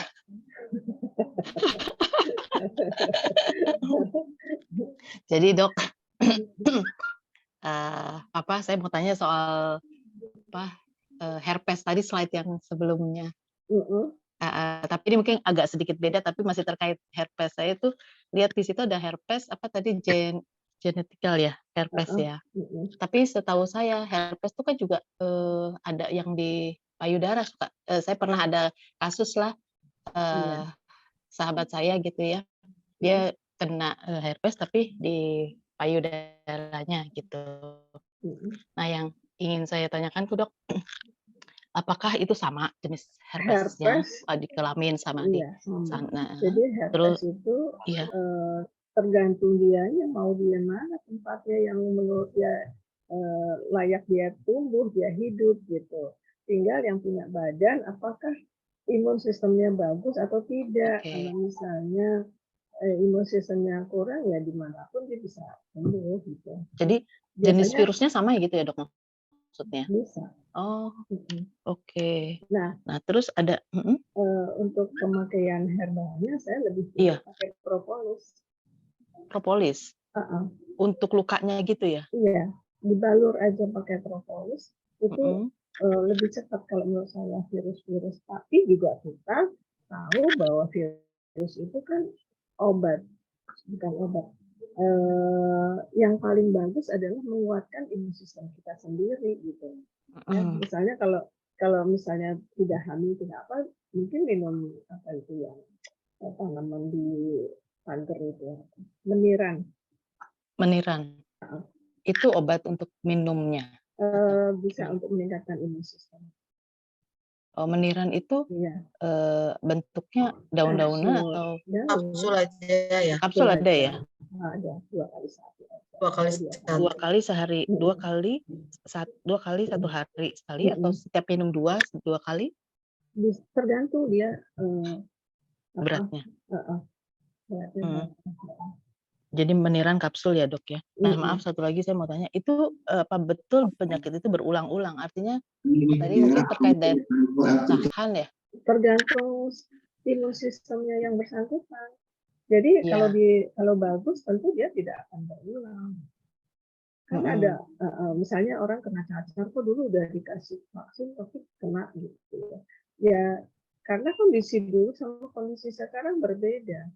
Tiap hari makannya juga ganti-ganti gitu. Dan itu menularkannya bagaimana, Dok? Maksudnya misalnya dia ke anggota keluarga lain. Kalau dia di organ genital ya berarti dia melalui hubungan seks gitu kan. Oke, kalau yang di payudara itu ya, biasanya kena ininya pakaiannya bisa atau tempat tidur atau banyak cara gitu. Virus itu karena barang nggak kelihatan jadi ya dimanapun bisa dapat lah. Tapi sekali lagi sembuh ya, Dok? Sakit-sakit itu sembuh insya Allah sembuh. Badannya dibersihin ya. Iya, oke. Baik, jadi tadi untuk olesnya propolis, kalau kapsulnya tadi meniran ya. Makanannya ada nggak? Tambah madu boleh, tambah jintan hitam juga boleh. Makanannya sayur buah diperbanyak, kemudian tepung di stop dulu atau dikurangi. Jajan bakso apa itu stop dulu deh. Memang bakso pengaruh, Dok? Bakminya kan? Baksonya nggak pakai. Jadi kalau gitu nggak pakai mie, bakso saja gitu boleh ya? Masih nawar. nanti saya kasih tahu orang gitu. Oke, baik. Iya, Dok. Terima kasih banyak ya, Dok ya. Sama-sama. Sehat selalu ya. Assalamualaikum. Iya, makasih juga Dokter Ina waktunya. Untuk teman yang lain silakan. Dokter Ina, saya masuk ya Dokter Ina. Ya, silakan. Izin bertanya Dokter Ina, Dokter Ratna. Assalamualaikum warahmatullahi wabarakatuh. Waalaikumsalam. Dengan siapa Mbak? Mbak Emma. Mbak Emma silakan Mbak. Mengenai apa namanya daun binahong ya Dok, beberapa apa namanya teman kemudian juga kebetulan adik ipar saya almarhum ketika itu memang beliau juga untuk daun binahong ini untuk minum kasus-kasus minum atau kista itu banyak membantu gitu ya Dok ya. Nah kalau misalkan itu baiknya memang apa dilalap atau diseduh boleh gitu dilalap, ya Dok ya. Boleh dilalap tidak ada rasanya. Bisa juga ya. Kalau untuk yang normal seperti kita itu untuk bagus juga ya Dok ya. Ada batasannya nggak Dok gimana gitu? Ya sebanyak apa kita makan lalap. Oh ya, enggak ini juga ya Pak. Enggak ngaruh ininya ya. Binahong untuk kapsul Dok 2 kali 1 juga. Bisa. Bagus. Oh, untuk kapsulnya juga bagus ya Dok ya. Kalau di sini ada yang pakai kapsul itu untuk apa sih? Rematik gitu tuh Dok. Ini juga ya Dok, bisa, bantu juga ya. Karena itu kan rematik kalau lagi ada peradangannya kan sakit, jadi dia mengatasi peradangannya. Oh iya. Tapi jangan selalu menyalahkan asam urat karena kita kadang-kadang lupa. Oh ini gara-gara asam urat, padahal kita tidak perhatikan apakah kita sudah cukup minum. Untuk membilas tubuh kita cuci baju itu bilasnya juga butuh air banyak, maka kita minum juga harus cukup. Baik, terima kasih Dokter Ratna. Sama-sama. Cuman saya tambahkan di sini bahwa berbahagialah orang kalau asam uratnya tinggi. Yang penting dia tidak mampir di sendi gitu. Iya. Kenapa? Karena dia kan antioksidan juga. Dia diperlukan untuk untuk metabolisme di badan lah ya. Selain dia juga hasil akhir. Nah, orang yang asam uratnya tinggi biasanya pinter. Gitu. Terus jarang sakit atau kalau dia sakit cepat sekali sembuhnya. Iya. Baik. Asam urat tinggi selama tidak mampir di sendi. Artinya soto Betawi masih boleh banget. Boleh. Saya aja doyan kok. Ya, mungkin kita bisa menanggulanginya dengan minum air rebusan daun salam gitu ya, atau kita bikin sayur asem gitu. Iya. Baik, Ya. terima kasih dok. Oke. Teman-teman yang lain silakan. Mbak Emalia Agustina, silakan Mbak. Assalamualaikum Bu Dokter. Ya, Bu, tadi kan terkait asam urat. Saya ada pasien, dia masih usia 18 tahun. Terus di tangan itu, di jari-jari ya, atas tangan itu dia bengkak. Jadi kayak bengkaknya itu agak sedikit lembek ya. Sedangkan yang di kelingking kaki itu udah mengeras, Dok. Udah kayak apa sih ya? Ditekan itu udah kayak batu gitu. Jadi kadang-kadang dia pipis aja merayap gitu loh, Dok. Ini hasil pemeriksaannya apa ya, gimana? Lidahnya gimana? Kalau kondisi lidahnya itu dia agak sedikit apa sih, mencong ke kanan ya, Dok ya? Iya, berarti kan mencong ke kanan dan dia agak putih. Selaput putihnya sih nggak terlalu tebal, tapi di tengah itu kuningnya tebal sekali, Dok. Iya, berarti kan kita bisa prediksi toh, kalau kayak gitu berarti orang ini lembab panas gitu ya. Seperti itu biasanya terlalu banyak tepung-tepungan. Entah dia gorengan, bakwan tiap hari atau apalah gitu. Karena saya pernah dapat pasien seperti itu tidak bisa jalan, sampai jalannya, melangkahnya itu kecil-kecil kayak robot gitu ya, sakit semua sendinya dari tangan sampai kaki. Kemudian saya anjurkan stop makan tepung, apapun makanannya. Nah, di situ pasien banyak berteriak bahwa, aduh itu kegemaran saya makan martabak, aduh kegemaran saya makan ini, makan itu. Oke, sekarang kalau mau sembuh jalankan itu. Kemudian perbanyak serat-serat dan minum seperti itu. Bikinnya rebusannya ya seperti kita bikin sayur asem dan salam, lengkuas gitu. Ya, masih yang lain juga boleh. Apa aja, Dok, itunya, Dok? Sayuran yang boleh dimakan sama yang nggak boleh dimakan, Dok? Kalau sayuran saya nggak pernah pantangin. Makan sayuran gitu. Tapi bumbunya yang harus ditambahkan. Yang tadi itu asam pakai salam sama lengkuas. Itu untuk salamnya sama lengkuasnya ada takarannya nggak, Dok? Biasanya pakai 2 kelereng asam, kan 2 lembar asam ya. Terus 2 kelereng. lengkuasnya sejempolnya yang sakit. Untuk daun salamnya sekitar 3 lembar, 5 lembar boleh. 3 lembar ya, Dok ya? Itu direbus atau direbus aja? Direbus. Sama asam, kalau asamnya, Dok? Iya. Asamnya itu asam Jawa apa asam yang ini ya, Dok? Yang hitam itu atau yang asam kali? Asam Jawa jelek itu loh. Oh, asam Jawa jelek. Asam Jawa jelek yang itu. Ya, itu murah meriah kan? Iya. Iya, karena ada pasien saya juga sudah ke polinya pabrik, nggak sembuh-sembuh, dia bilang, kok kaki saya masih bengkak aja. Nah, saya sarankan itu 2 hari baik. Dia bilang dengan 2.000 ya, Dok, ternyata kaki saya sembuh ya, alhamdulillah. Oh iya. Ya. Untuk mengatasi bengkak yang di jempolnya itu, Dok, ada ini nggak alternatif salep atau apa gitu, Dok? Jadi kalau sudah dengan keras gitu, Dok. Biasanya kalau peradangannya hilang, bengkaknya juga hilang. Ya. Oh iya. Minumnya jangan iya, Dok. harus. Oh, yang gula-gula dikurangi, Dok? Bukan gula, ya dikurangi, tapi airnya mesti cukup ya.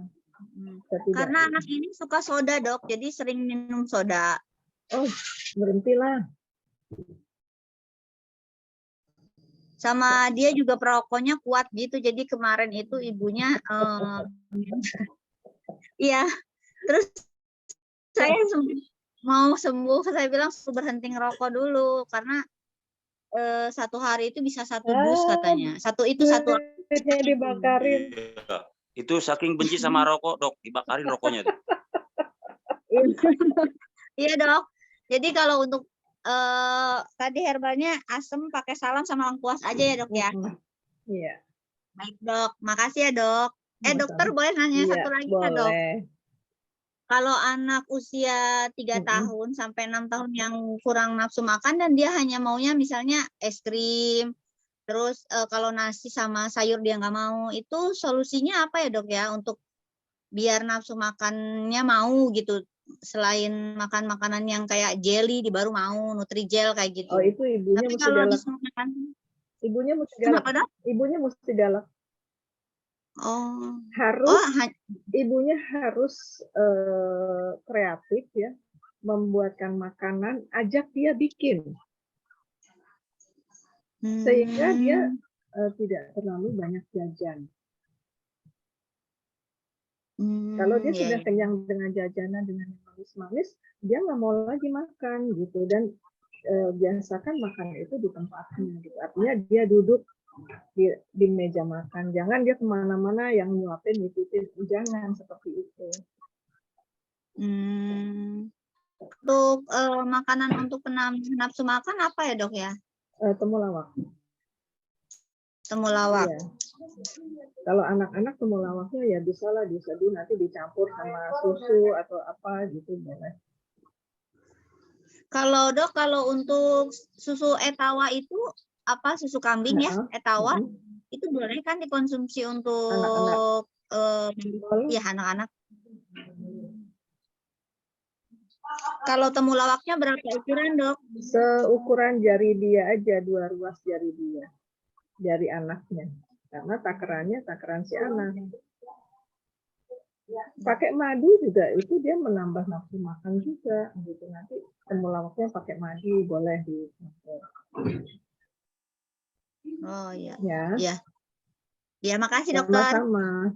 Ya, assalamualaikum. Waalaikumsalam warahmatullahi. Untuk teman-teman yang lain silakan. Kalau nggak ada mungkin Mas Dwi bisa membacakan chatnya Mas Dwi.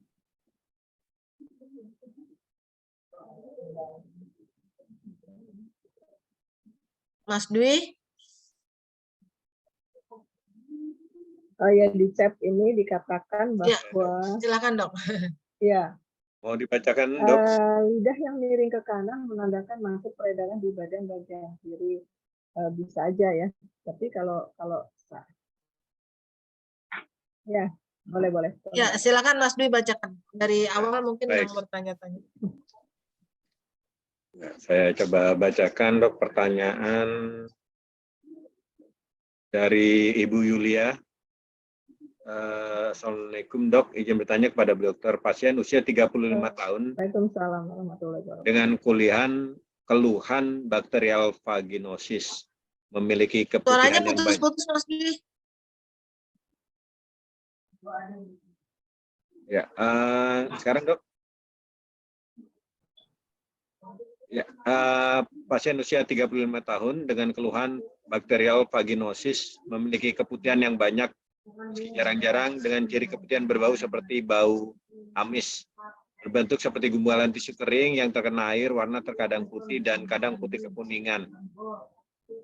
Hasil cek SPOG memang bakterial vaginosis, tapi semestinya tidak sampai menimbulkan rasa sakit seperti yang dialami. Apa solusi herbal yang tepat untuk pasien tersebut? Iya, suaranya putus-putus. Suaranya mantul dulu dokter. Jelas.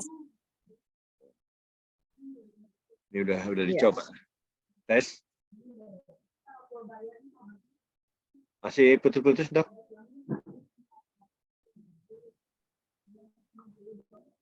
Iya.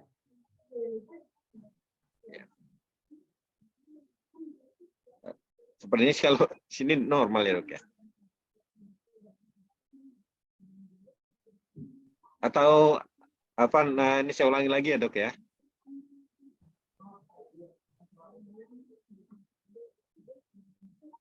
Saya ulangi ya dok. Ya, baik. Itu yang kapsul atau yang direbus dengan kunyit. Makannya harus banyak sayur. Seperti itu. Bisa dicatat, bisa Ya, gimana Mbak untuk sambiloto bisa 3x1 apa 2x1 dok? 2 kali. 2x1 kunyit sama ya? Iya. Ya. Mbak Yulia tadi sudah dijawab. Kemudian bisa diteruskan Mas Dwi? Chatnya Mas Dwi dibuka dulu itunya Ya, suaranya. Baik. Ya. Nah, selanjutnya. Ini bagus suaranya. Ya. Oke. Ya, Afan dok, izin bertanya, kalau untuk vulvar keloids, herbal yang bisa dikomunikasikan apa ya dok? Kalau keloid itu sudah bawaan masing-masing orang. Jadi memang nggak bisa pakai herbal. Disuntik juga susah. Iya, suntiknya seminggu sekali dengan steroid. Gitu. Ya. Tapi kalau misalnya dia di kulit, yang saya pernah dapat dari orang Itali itu menggunakan sendok dikerokin di situ di keloidnya, nanti lama-lama menipis karena masanya bisa habis gitu. Bisa dok dikerok dengan sendok? Ya, dengan sendok seperti urut ya. Nah itu setiap hari. Lama-lama menipis. Tanpa suntik tuh ya? Tanpa suntik. Jadi yang memberitahu adalah fisioterapis yang di Itali, karena pasien luka bakar, keloidnya tebal. Nah itu dia bantu dengan itu menghilangkan. Tapi di sini soalnya yang ditanyakan pakai di vulva ya Mas Dwi ya? Susah. Susah. Susah kalau di vulva. Agak jarang ini peristiwa. Kan Mas Dwi? Ini dari Abu Urwah. Ya. Untuk yang menstruasinya, kenapa ini tadi? Haidnya jalan terus, hanya 1 pekan berhenti haid lagi. Kalau haid jumlahnya, kalau misalnya menstruasinya jaraknya banyak dan lama, biasanya makin anemia juga makin susah dia berhenti gitu. Dicek lagi aja. Harus periksa dalam ya dok ya? Iya. Takutnya ada sesuatu kista atau miom yang menyebabkan dia jadi menstruasi terus-menerus. Iya betul. Sudah periksa dalam, hasilnya apa?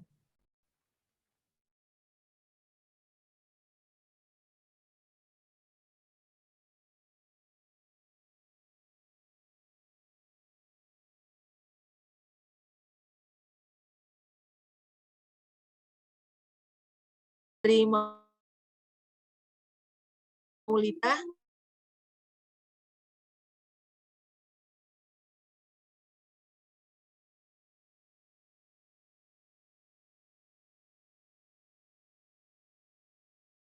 Dan pertanyaan kedua, solusi untuk mengurangi sakit atau perih.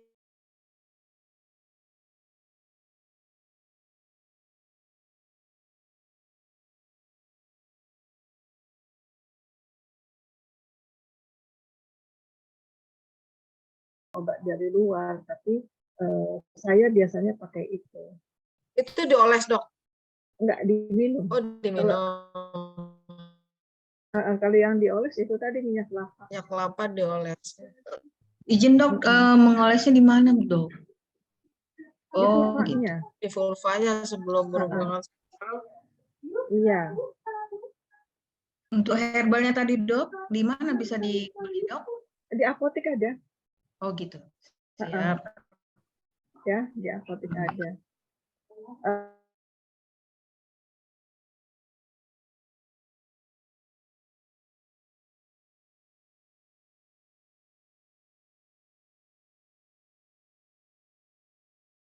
Mengunci. Terima kasih, Dok. Ada lagi? Ya, silakan untuk pertanyaan berikutnya mungkin di chat. Paru-parunya ada jaringan parut bekas TB. Apakah bisa hilang dengan herbal, Dok? Oh, kalau jaringan parut itu tidak hilang. Kalau TB-nya bisa sembuh. Bagaimana solusi obat mungkin TB-nya? Saya lebih suka pakai madu dengan habat. TB madu dengan habat. Untuk anyang-anyangan herbalnya apa? Ini akar alang-alang bagus ini untuk anyang-anyangan. Minumnya yang banyak, jangan malas minum, jangan tahan kencing. Akar alang-alang. Ya ini cerita tahan kencing emang kadang-kadang kalau tempatnya nggak memungkinkan ya, atau misalnya jangan buang air kecil sembarangan gitu ya, karena kan kalau tidak bersih ya kita juga kena kuman seperti itu.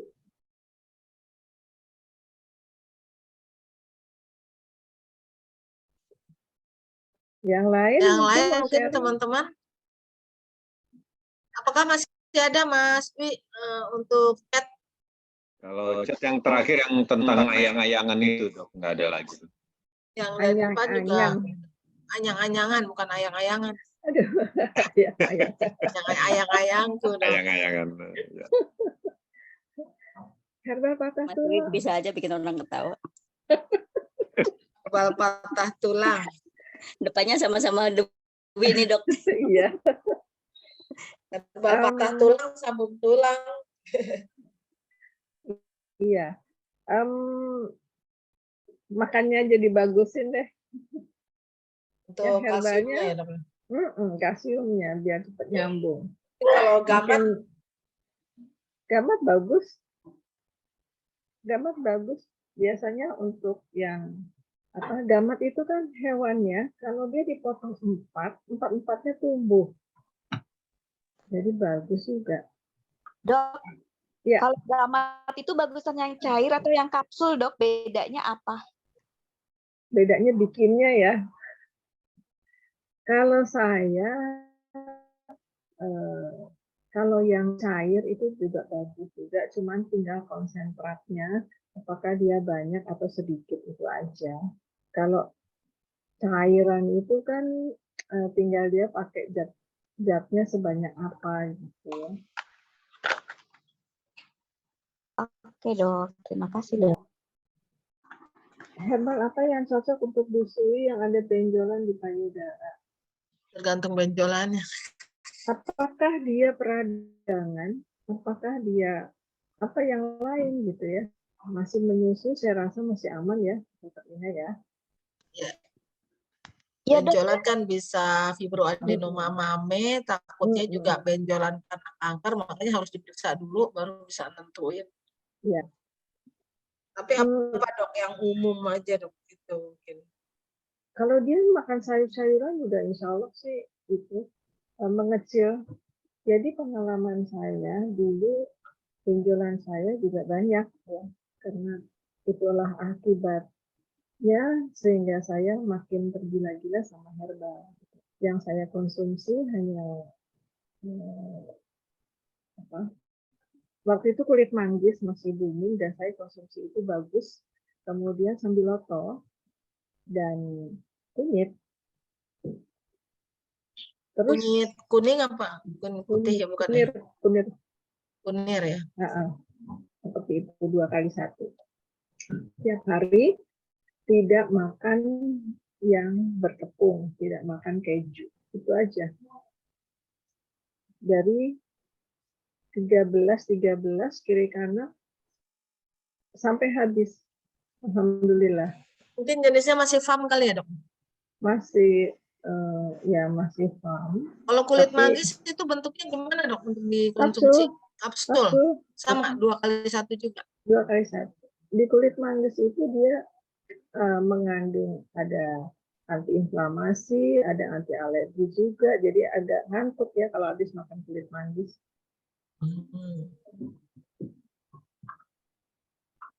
Sambilotonya juga ya 2 kali 1. Sambilotonya juga.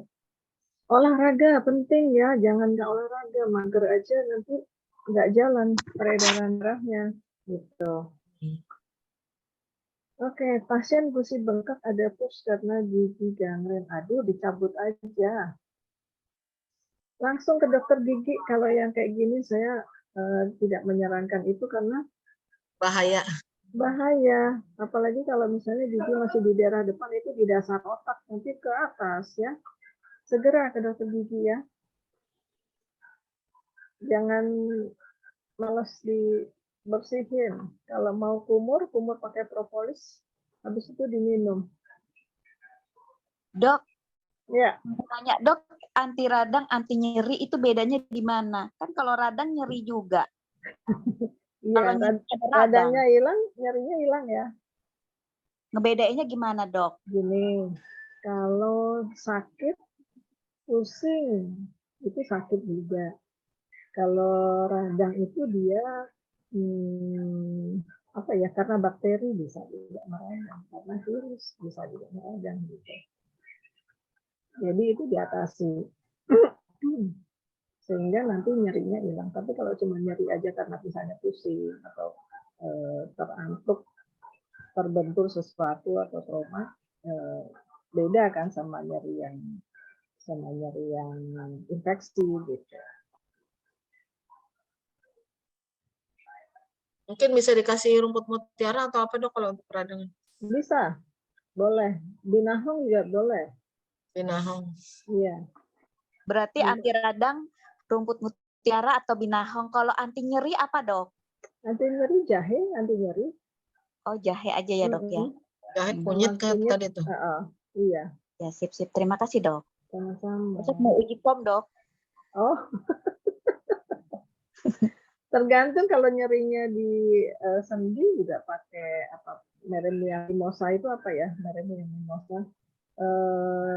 Gandarusa ya. Oh, gandarusa bisa untuk nyeri ya dok? Iya, yang pohonnya kecil-kecil, terus setiap sendi, setiap ruasnya itu seperti tulang ketemu tulang gitu. Iya dok. Siap dok. Ya. Ini giginya belum berani cabut, juga bengkaknya belum hilang, berarti kumurin propolis aja. Kumur propolis. Iya. Atau garam ya, kalau belum ada propolis pakai air garam. Tapi nanahnya harus dibuang itu. Mungkin bisa dikasih sambiloto, rumput mutiara. Boleh. Untuk sementara sebelum ini mungkin baru cabut. Iya, boleh. Rapinya dibekam dok. Itu gigi insya Allah. Cuma kalau dibekam cuma hilang nyerinya. Insya Allah enggak dok. Ini kalau semua saya copot sendiri gigi. Ya, kalau boleh. Gigi itu kan bahaya ya. Jadi kalau dia ini bisa kemana-mana tuh kumannya. Ya kan herbalnya dikasih tadi herbalnya. Terapinya bekam, herbalnya itu yang dikatakan dokter Atna. Boleh. Ya, benar.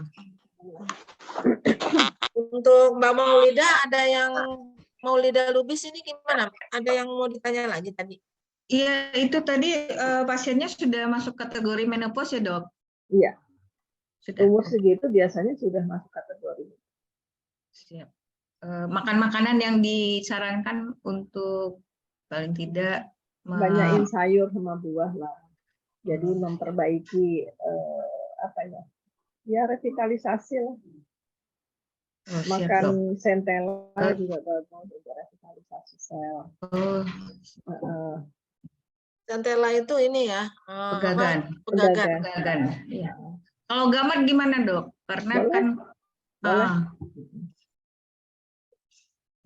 Dok, tadi kurang jelas suara dokter tentang nama herbal yang akan dibeli di apotek tadi dok. Oh, Primrose Oil. Primrose Oil. Oke. Ya. Oke dok. Primrose Oil. Oh, ini juga ada yang mau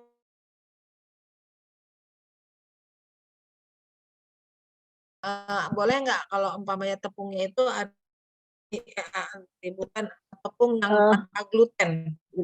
Boleh. Boleh. Ya. Tapi kalau saya mendingan dihindari aja semua karena setidaknya itu sudah diolah gitu ya. Olahan-olahan itu kan menggunakan kimia juga. Kalau bisa dihindari gitu. Ya, makasih banyak, Dok. Untuk teman-teman yang lain, ada lagi?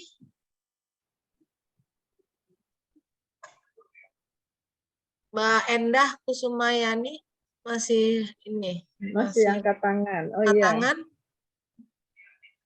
Masih mau bertanya kah? Mbak Endah Kusumayati. Oh, Kusumayati. Ya, silakan.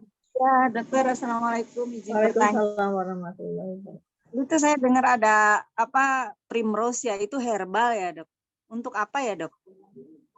Primrose itu biasanya dipakai untuk premenstrual syndrome kalau saya ya, atau dia untuk yang sudah menjelang menopause itu kan ininya kering, tidaknya itu bisa dipakai, atau untuk kuku yang kurang baik, untuk rambut yang kurang baik itu boleh, tapi tidak setiap hari konsumsi, tidaknya mungkin seminggu 2 kali atau seminggu sekali, seperti itu. Seminggu 2 kali itu tipsnya gimana, Dok? Diminumnya seminggu 2 kali. Iya. Kalau ada premenstrual syndrome, biasanya kan kalau mau menstruasi itu ada penyakit-penyakit tuh Mbak. Gitu. Nah itu bisa diminum deh tuh Primrose-nya seminggu 2 kali. Atau memang dia udah menjelang menopause kan banyak keluhan-keluhan. Nah, Primrose itu bagus gitu diminum. Tapi hanya nggak boleh tiap hari ya Dok. Jadi kalau sudah keluhannya berkurang, mendingan di stop aja. Di stop aja. Iya. Maksud saya kalau misalnya seminggu 2 kali itu misalnya Senin sama Kamis seumpama ya. Iya, boleh. Itu berapa kapsul gitu? Satu kali satu. Satu kali aja sehari. Iya. Oh, iya. Karena saya pakainya yang 1 gram, yang 1000 miligram. Itu mahal nggak Dok? Itu ada di apotek? Ada. Kurang lebih 5.000 ya 1 kapsul. 5.000 1 kapsul. Kalau misalnya miligramnya itu 500, berarti kita minumnya 2 gitu ya, Dok? 2 kali 1 misalnya boleh. Iya. Ya, Dokter, terima kasih, itu aja. Sama-sama. Salam. Nah, kalau udah nggak ada, Mas Dwi silakan untuk menutup. Udah jam 10. Habatus sauda, apa nih pertanyaan sekali lagi boleh? Masih ada, silakan Dok. Habatus sauda dan madu merek apa yang bagus? Oh, kalau saya pakainya Sari Kusuma. Sari Kusuma.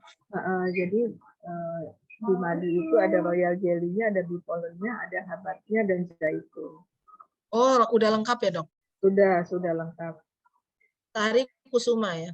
2 kali sendok makan kali ya Dok? 2 kali 2 sendok makan. 2 kali 2 sendok makan. Campur air ya. Campur air ya. Pak, untuk ini kalau udah nggak ada lagi, kita kembalikan ke Mas Dwi, silakan. Baik, sekalian, alhamdulillah hari ini kita sudah mendengarkan penyampaian dari Dr. Dwi Ratna. Ilmu yang sangat bermanfaat sekali. Mudah-mudahan nanti diskusinya bisa kita lanjutkan di grup. Untuk itu kita mengucapkan banyak terima kasih kepada Dr. Dwi Ratna atas materinya. Terima kasih kepada Dr. Ina yang sudah memandu acara kita hari ini. Insya Allah kita ketemu lagi minggu depan dengan materi ke-8. Untuk itu kita sama-sama tutup kegiatan kita dengan membaca hamdalah. Alhamdulillah.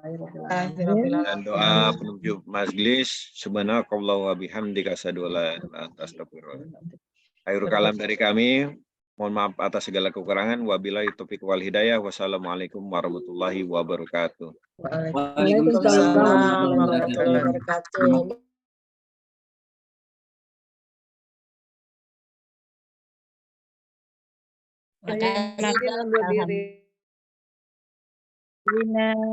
Saya pamit ya. Ketemu lagi.